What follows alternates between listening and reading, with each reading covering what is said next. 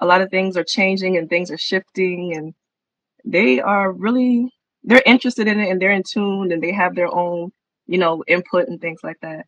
But I'm just like, the more I look at things, like it just seems like a never ending nightmare sometimes. I'm just like, when is like why can't people just see how if we just all come together and like just think on one accord, like it feels like it would just push it forward, and it'll be like a bigger change. I don't know.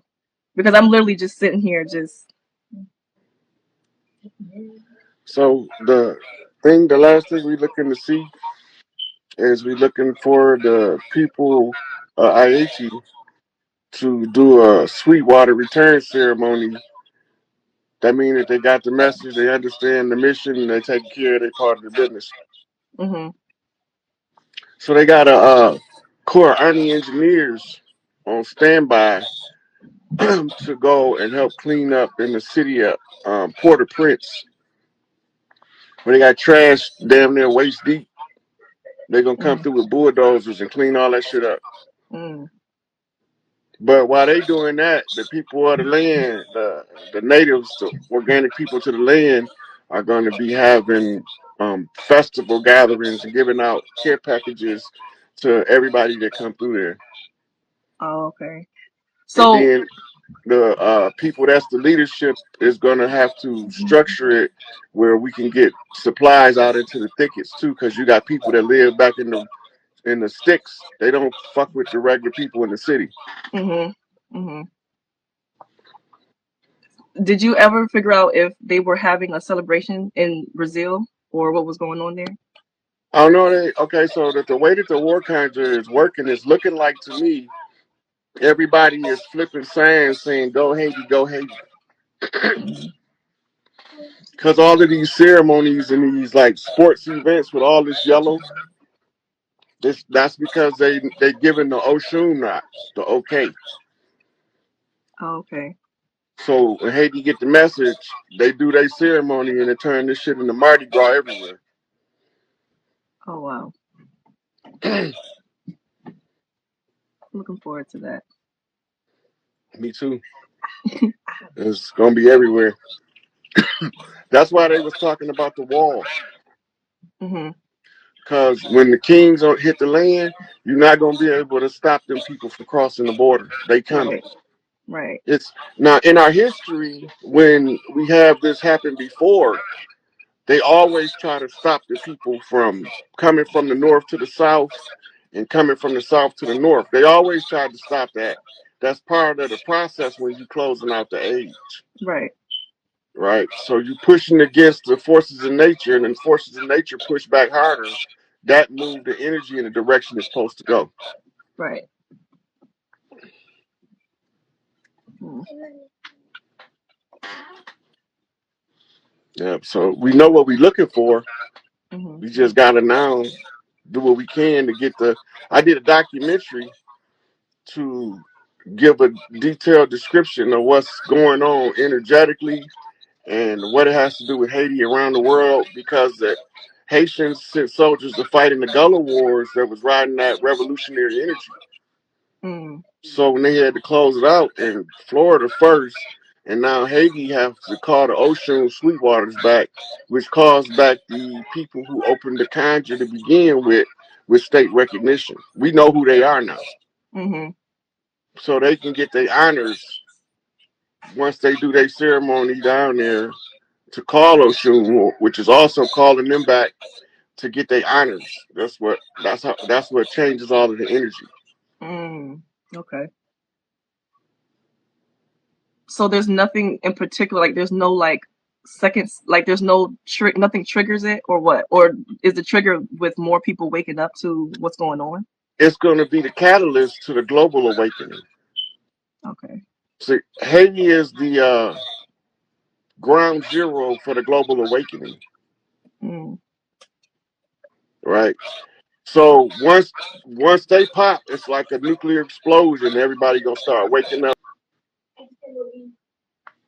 I want to see that excitement. That's what I that's what I'm waiting Yeah, for. because it's freedom finally comes Yeah. after a long drawn out process of suffering and oppression. Yes. I can remember working, and I remember writing in my journal. I was at work and I was writing in my journal. I felt this overwhelming feeling of like doom. Like I'm just like, I can't keep doing this. It was so heavy on me. I'm just like, this can't be it. Just working and paying bills. Like, this can't be it. We supposed to be going to visit all the other tribal communities of the world. The women supposed to be getting trading cooking secrets and shit and all that kind of shit. Mhm. So whatever kind of different cultural things that they want, we supposed to chaperone women around the world to meet their sisters around the world. Mhm. They cut the global network off and divide and conquer, Mhm. right? So now we coming out to divide and conquer. We got to get back to the women feeling comfortable enough to be around the sisters so that they can identify the frauds.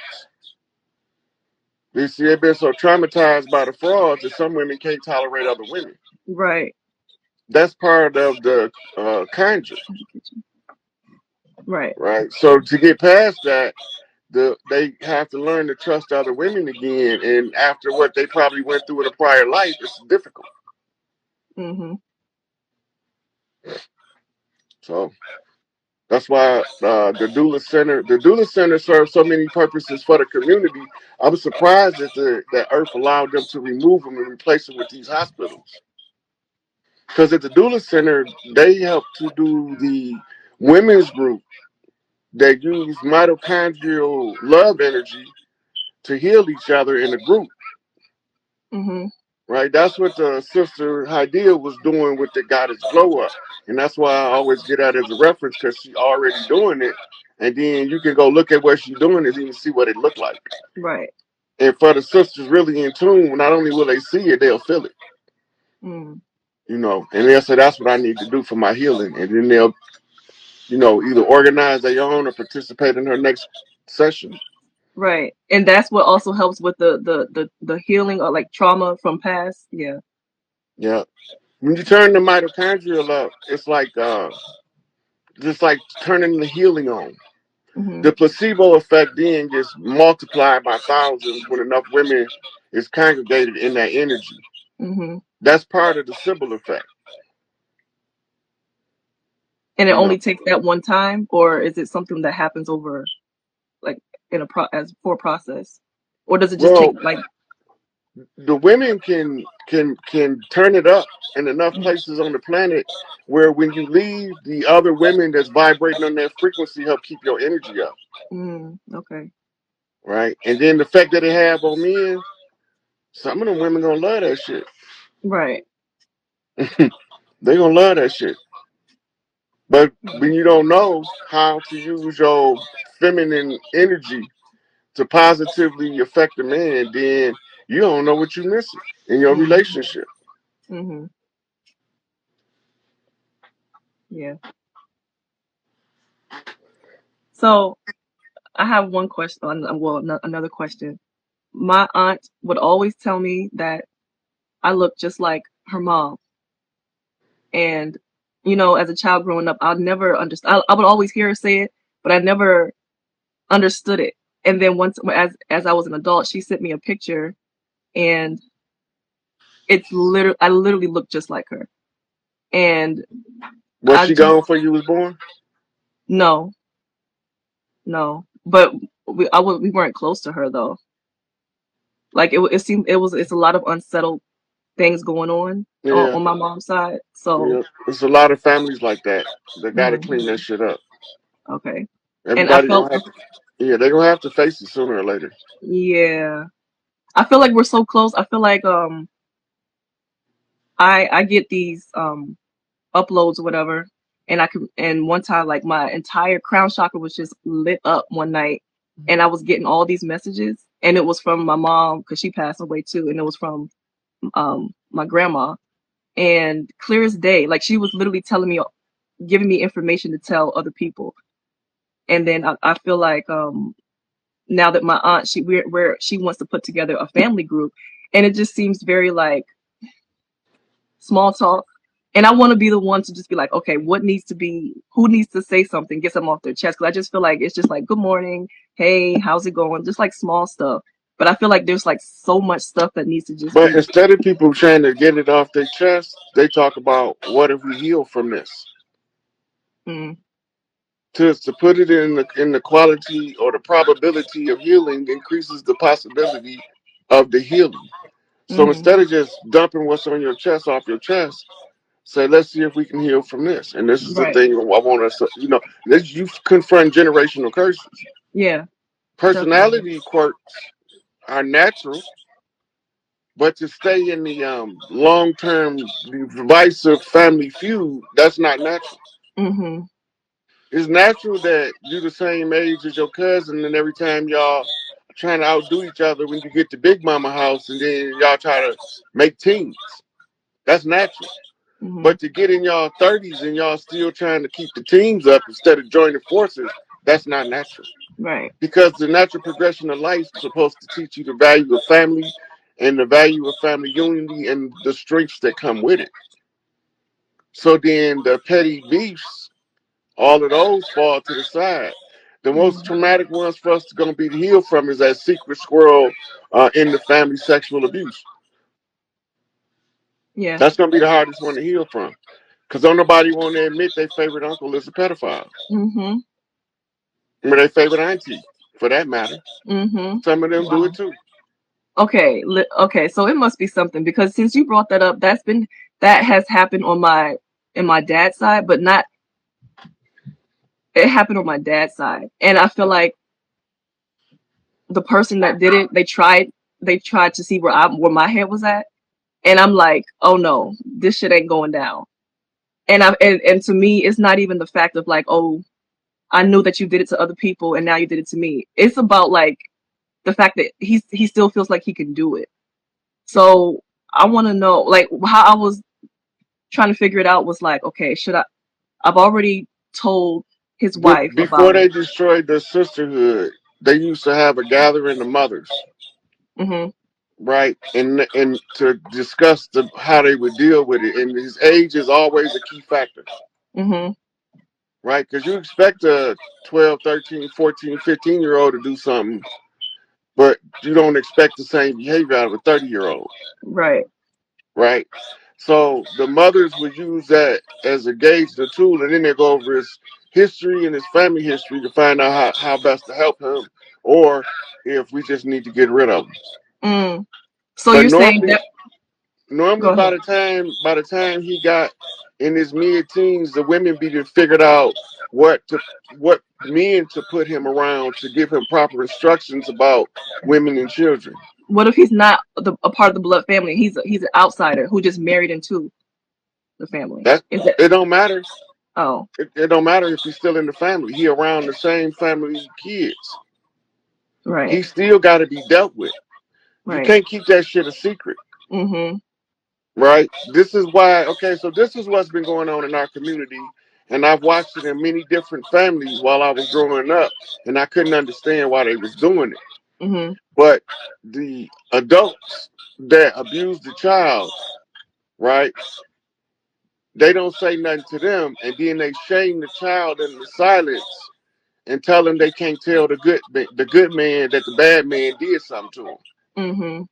Right now, the justification was that if somebody corrected the bad man, then he gonna go to the other bad men, and they gonna come back and they gonna lock his ass up. So the women trying to keep the good man around end up protecting the bad man, but it keep hurting the children. Mhm. It creates the cycles.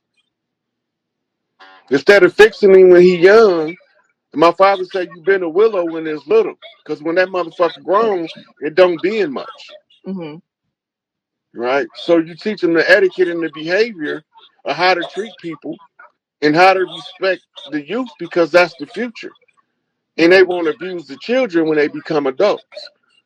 But when you covering that shit up because they was kissing on their little cousin and you trying to cover it up for him and never correct him, he can't never get that behavior corrected when he's young enough, Mhm. right? So that shit gotta stop. You can't. We ain't finna do that. We not finna do that secret squirrel shit Mhm. because the children just keep getting hurt over and over again, and the bad man keep being in a position to do it because don't nobody want to tell the good man that the bad man doing bad things to the good kids. Mhm. And now he's creating monsters out of hurt people, hurt people. Mhm. The way that you hurt me, the way that I'm gonna hurt somebody else type shit. Right. So you got to know how to stop that shit. That was And you're. taught. That's Roman in origin. Their philosophy is the greatest love between the man and the boy. Mm. But it goes back to Babylonian sex magic and Talmudic priesthoods sanctioning the abuse of Goyim children. That's where they trace back to its origin, where Right. it became part of the religious institutions and the priesthoods. And that's why don't matter which religion you get in, all the priests is touching on kids Mhm. in every religion, right? Because that's what the root of the religion is. The Right. Babylonian sacrificial rites or the Mhm. sacraments is what they call them. Mhm. And the sacraments is the blood rites and the blood rituals. So when we had to go to a conjure war, it was because Big Mama said there was too much blood being spilt on the soil. And she said Mother Earth was crying. So she said, y'all figure out, make it into a spiritual war, take it off the earth. Mhm. And that's how you get in the conjure war. So now we win the conjure war for the explicit purpose of cleaning the family trees up. Right.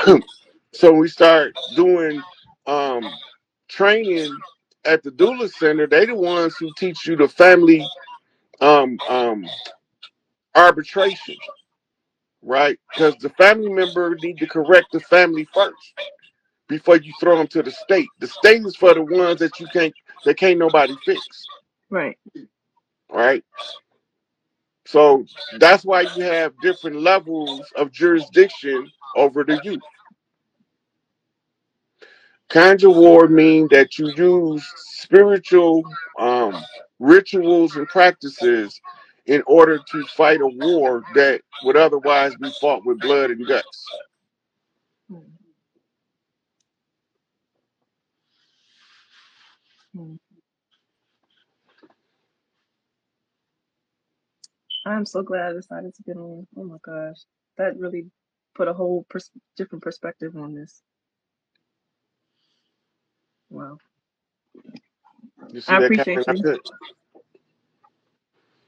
That's like that's anybody that do research on these missing children. This is the same data that they're gonna come to. Mhm. This the same. All this is the same data I came to. Yeah.